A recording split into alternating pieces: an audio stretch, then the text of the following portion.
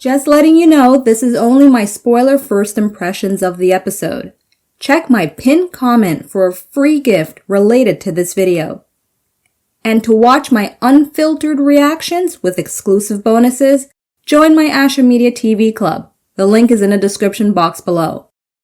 Now, here's my afterthoughts of this episode of Supernatural. I don't know what to make of that ending part. That was very strange. I can only think, like, the director at the time. I don't know. Because, I mean, there's what a director says, and there's how the actor interprets the direction and then gives out the performance. It just seemed that they were just going to, try to get the upper hand on Dean, and then Dean was going to go all cray-cray.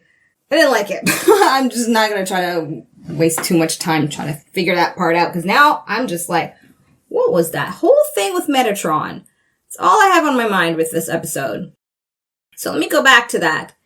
I know, there's only so much you could try to explain without giving anything away. So let me try my best to clarify what I'm trying to understand, so you know where my train of thought is. So that part where he was like, you're killing demons, you're killing humans, but try doing that to the scribe of God, got me wondering now, okay, so it depends on who he's trying to hurt, and whoever he hurts will have its own consequence equal to the status. So demons will have its own thing, humans will have its own thing, but the scribe of God, which is a big deal, right? Unless Metatron's just overstating it as such. But, I mean, essentially you're God's secretary, so that's a big deal. If he had killed Metatron, would some crazy shit happen? I do my best not to harp on it too much, but why it's in the back of my mind, whenever you hear me say, get to God, is because Metatron, of all people, he's been wanting to know where God is because God left, right? And not just him, but pretty much everybody since the very beginning of Angels coming into the story. The whole thing is like, Dad left us and we want to know where he's been. And so saying that sentence to Dean of, if you kill me, then that will be a big deal. I thought that was kind of Metatron's way of almost egging on Dean to do something to him so that God would step in, because he's the scribe of God that you're hurting or possibly going to kill. Like an intervention of something divine. Then instead, we get the cryptic thing he says to him about the river, which I still can't believe he said it was river. Anyways, when I edit, I'll listen to it again, because I'm like, on the second listen, I still heard the word universe. Maybe it's just the way he said it so fast, perhaps. But yeah, so the river at its source, or river ends at its source, something like that. That's gonna have some meaning. What's the source of a river? Ocean. Right? Okay. I'll let that unfold. I'm now debating if I'm gonna go into a small rant about something else related to the okay. Yeah, I'll do that and then end off with the most positive thing.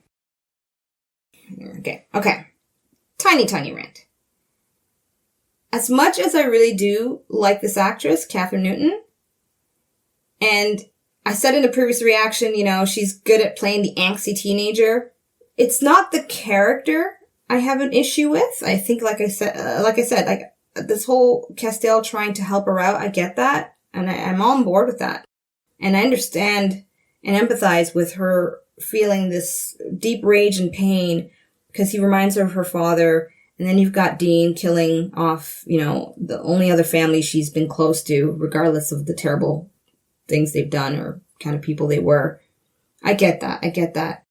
It's unfortunate, though, the performance from Catherine, which I liked and Big Little Lies that I mentioned was where I first saw her and enjoyed her performance there. What she's delivering as Claire is annoying.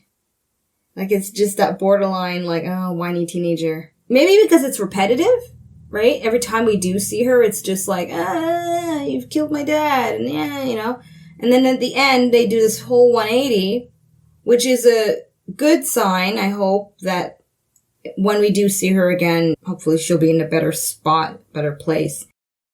I'm not sure yet how I feel about the way they ended it, where she's just back on her own again. So it's almost as if everything Castiel's been doing or trying to do for the last couple of episodes almost had no real effect for her. I think there should have been some meaningful shift in showing me as a viewer Castiel trying to reach out to her, because in the end, she's back to square one, except for the fact she's not stuck in a group home. But she's back on her own, still likely going to be in danger. And Castiel, poor him, he doesn't know any better. Because it's really at the end, I would never, no, like, get in the car. You're underage, it's not happening. But obviously Cass, he doesn't know how to do all that. I also always have to keep in mind, as unfortunate as it is, I forget that these actors, they have to come and go, so they gotta write it in where their departure makes some sense, but then when they do come back, we'll understand that it still fits the story, right? Because she's a vagabond somewhere. So I wouldn't be surprised if that, the next time we see her, it's a crisis situation where Castiel's gonna have to try to go and help her and see what's going on from that point. Okay. Like I said, it was just a tiny thing. Tiny thing. Okay. All right, now, let's end off with the best part. Crowley and his mama. Oh boy, they are really nailing, beat for beat, rhythm for rhythm, this whole thing with Rowena and Crowley. And it just seems like she is one-upping him every time you think that what could be happening. That was not worded right at all. Essentially, now I'm just like, who's gonna be playing who here? Because I don't want to be presumptuous, but I'm gonna be a tiny bit. It would surprise me if she really does completely fool Crowley, somehow, some way becomes the queen of hell. Because I think there was some foreshadowing a little bit of that with her sitting on the throne. Then we have all this stuff that she knows how to do to get under his skin, causing him to have these nightmares that he's now taking as visions and killing off his staff little by little with betrayals.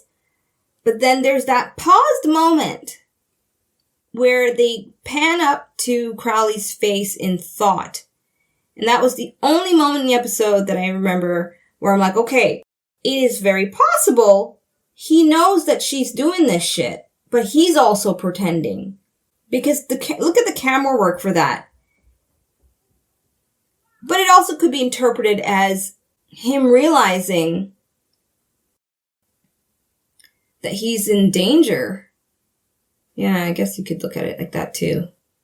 I just don't want to believe he's that dumb, I guess. And I'm also afraid the writers are going to suddenly dumb him down to prop up Rowena. Yeah. I'm being honest on that. I think it's my fear of that, which I see so often done with certain characters and on TV. So I just kind of hope that's not going to be the case. I mean, I like Rowena, and I think she's a great actress, performing very well. She's so entertaining, scene stealer all the way. But I don't want it to be at the expense of making Crowley suddenly, this dumb guy where he's never been dumb. He's always been so clever, so smart, always one step ahead half the time. So yeah. Okay. Favorite scene. Let's see.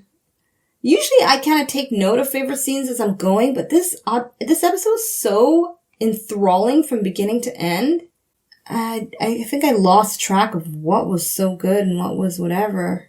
But what was at the top of my mind that I remember last saying, okay, that's a really great scene. Yeah, it was the scene with Metatron and Dean. Right there at the end, before he said his little cryptic line, and he was just, I guess, ready to possibly die. So, Ashamoji wise, let's move on to that. My Ashamoji, because I loved every single minute except for that ending part, which was weird to me with Claire and those goons and how they were just really pushing on something that didn't pan out at all. But, you know, that was so minor. I'm not going to ding it. Okay. I'll let that go because it was such a short thing. So I'm going to give it a 5 because everything else is just so excellent. Dialogue, performance. I can't fault it. I really can't fault it beyond that. And I'm feeling generous in this moment. So I'll leave it at a 5. Alrighty. I look forward to reading your comments about this one though. I definitely do. Thank you so much for watching, and I look forward to watching episode, where am I at? Episode 11 coming up. Thank you so much for watching. Be sure to subscribe and check out my other videos.